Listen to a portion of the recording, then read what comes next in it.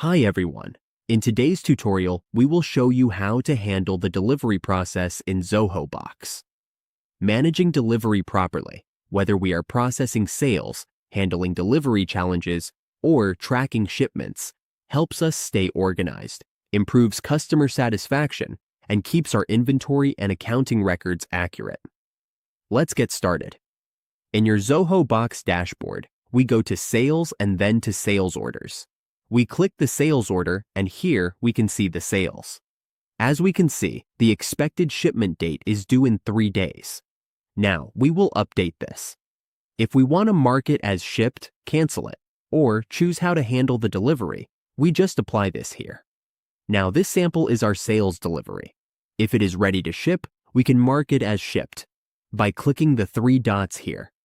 If we click, we can update the customer base, marking this shipment as a renewal. Here, we choose between partial fulfillment or complete fulfillment, depending on the order.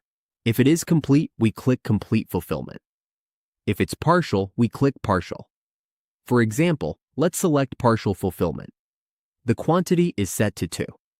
If we want to manually fulfill this, we just choose the quantity we want. In this case, let's fulfill just 1 item, so it's set to 1. Then, we just save. If the fulfillment is not complete, we can undo the fulfillment and then change it to complete fulfillment once all orders are fulfilled. We just check. Now, the status has changed to unfulfilled. Once done, we have to mark shipment as fulfilled. Set complete fulfillment to yes. Now, it has changed to fulfilled and is marked as shipped.